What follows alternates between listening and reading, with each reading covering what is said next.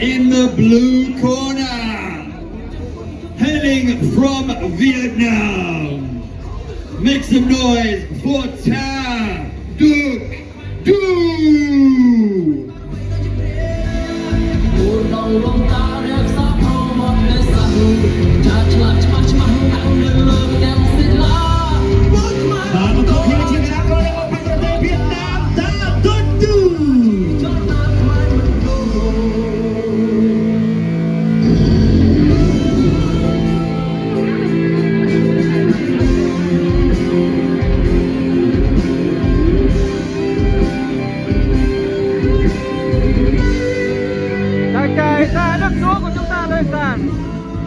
Trận kích boxing cho các bạn, trận kích boxing chuyên nghiệp K1.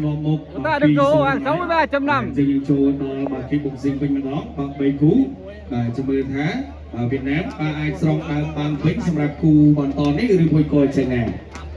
Lúc cái nhà này pin từ lời bên xây cái này cả điểm trong cuốn bằng thêm dân môn dengan yang xong ra cả berkuôn. Pan cek lagi rồi ruang semak ke xong berkuôn tuân tim atau chun non lúc cái nhà này đây cũng trong cả berkuôn. Chip cú ăn rạ chip ở viên CampuchiaនិងViệt Nam 64 kg. Đấu đầu tiên round 1. Ta Đức Đỗ và Song Tê Trai. Round 1. Bắt một chân rồi ba bật cô hóm. Vì đánh cho bạn có xong vì đánh với những cô khiêu. Tuột luôn đi một cô khiêu. Luôn tuột đi một cô hóm. Tuột ơi. Một chân đuôi kren. Mà lôi nhà cái đá sương tri. Vì đáy vì cô khiêu. Kích cực năng của bác sĩ Campuchia. Đứng qua ra để những trường hợp ôi cô hà. Cho vì đáy mình. Nè. Hẹ môi. Tao anh. Ui. Tục một đấy là chân tiếp. kinh khủng của bác sĩ Campuchia đấy các bạn. Vì đáy tục một chân tiếp. Tuột xong tuột môi mình.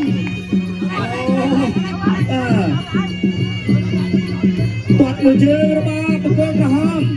Tuột chân trào. Tuột xong với chân trào này bị cô khiêu. Vì đáy số bắn đây. Bị cô khiêu. Đánh chân tuột một chân tiếp bị cô khiêu. Tuột môi. Chỗ đáy tư máu. Đó, nhưng mà tấn công đầu tiên thì lúc này Ta Đức Đỗ đã quay lại với nhịp đánh. Tuột một chân bị cô hóm. Tuột bị bằng cô hóm. Ẩm đến tuột một bên cổng xong. Hẹn môi tuột môi. Đáy vào một cô khiêu. Bữa an toàn nếu mà muốn ơi đang trâu cái này Đá vào cúc kỳ của Đức Dũng rồi. Trâu cái này na đi mình bà quạt đang ta cái này đang chứ. Đấu lại tiếp tục. Đây là trận nội dung K1 nha các bạn. Tuột đuôi. Tuột một nhà trường. Tuột một trường tiếp ấp đi lại giờ mình. Đi chạy đi tiếp tục. Tuột chưa bóng cháy. Ngoài những cô làm kích ra thì bác sĩ Campuchia tuột lên bóng cháy. Thạc đáy môi nó bóng cháy. Một cô rõm tuột trên rõm nó bóng tuột tuột ơi. Chỗ mạnh nó bóng một cô khiêu ơi. Nó đẹp lại đi lại. Nó đẹp tuột ơi. và tấn công liên tục của Ta Đức Đỗ. Hai đội chính xác. Tuột mới thẻ vào đây được. Đánh ra. Vào bên đây. Cũng có tay nó tuột chưa. Thoát vào đây ọt chân vào bốn tiền đi. Ôi. Hay đá hướng chắc.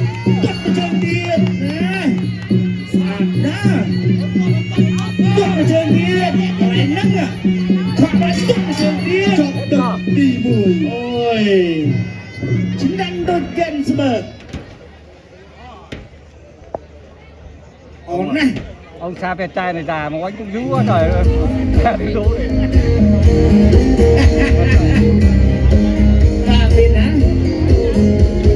Quân là chip cú on rạ chiết ở viên CampuchiaនិងViệt Nam 64 kg. Tất tỷ tỷ round 2. Đấu thứ hai. Round 2. Và này là cái tuột mà chơi bằng thế tuột xong không có bị đánh tuột vào chân phong bắn đón tay hay có tay đứng chỗ đón tay cao cứng ngang tuột chân bắt của bó tim hay quá đón tay trái cứng cho tay phải rồi rất hay của tay đứng chỗ lượt người để cái lạng đó là một lần đánh nát của chúng tôi trường lên khi mà nhận ra võ sĩ Campuchia chỉ có làm kích đã đứng chỗ đã phải rồi còn tay tốt hơn nhiều bắt của bị đánh thay mà chơi được ôi cuộc khiêu tranh đó mà chốt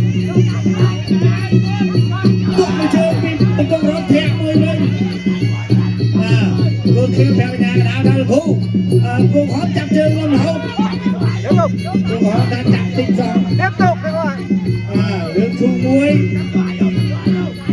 lại nè cô khiêu cô bóng toàn chơi rau đi khiêu toàn bị hóm môi đây sống bên đây làm đây đó đây là toàn một chơi bị hóm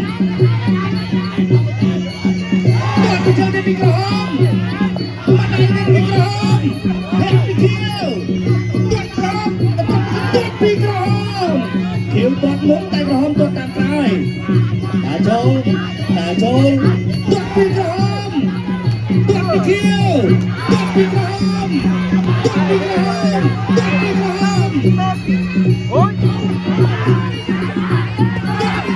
đúng rồi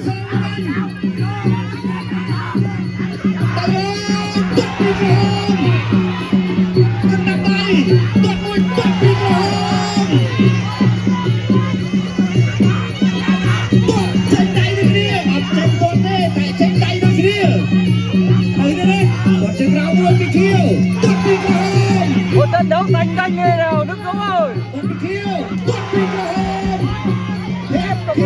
đá của võ sĩ Campuchia đặt lên đầu hôm đây về đi quăng đi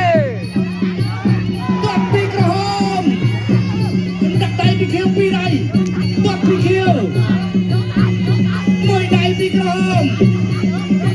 ôi chúng tôi khiêu làm đây spot toàn chân bị khiêu thém bị khiêu tiền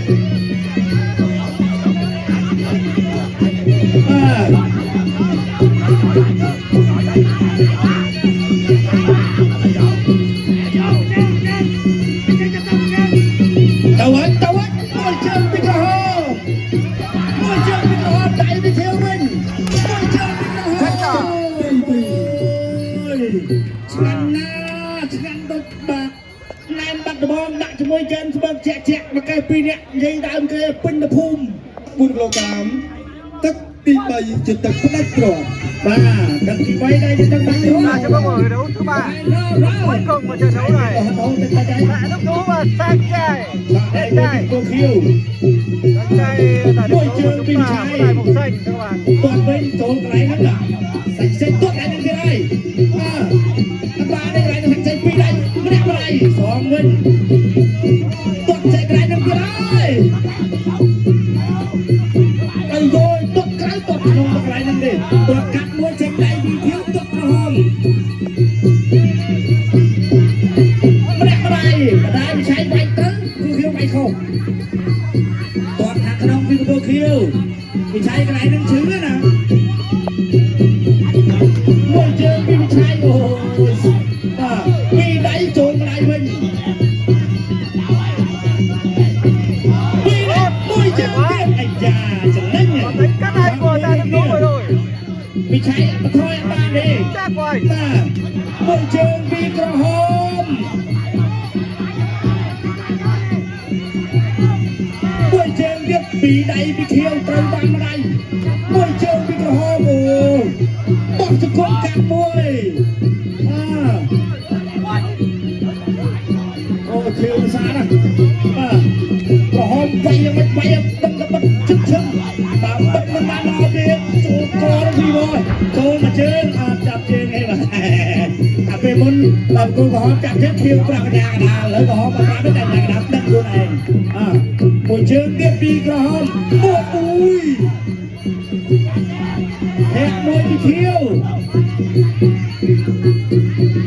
tốt môi môi chương tiếp ôi bắt tay tiếp cho ba cô có đấu thứ ba thì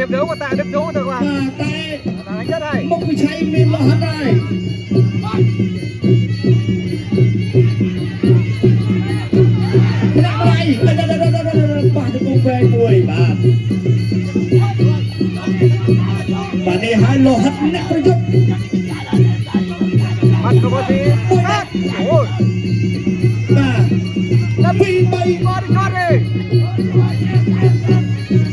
ទាត់មួយទាត់មួយម្នាក់ទាត់ជើងរបស់បង្គោលខៀវឆែកនៅកណ្ដាលចូលពីដៃទាត់មកទាត់ចាក់ទៅជើងទៀតមួយជើងអូយបាទបង្គោលខៀវបាច់ដៃមកឡោតែបង្គោលឡោជាទាត់ជើងចេញបានច្រើនបន្ទុកបានទៅលើខាងណានឹងទេទី3តែជិតទឹកផ្ដាច់ប្រត់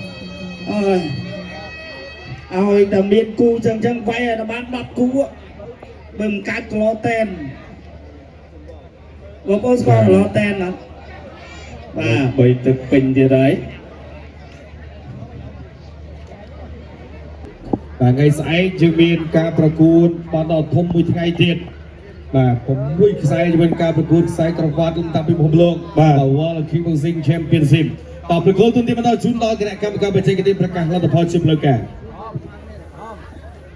បង្គោលក្រហមបានឈ្នះបង្គោលខៀវដោយពិនទូដល់មកសាទរកីឡាករនៃព្រះរាជាណាចក្រ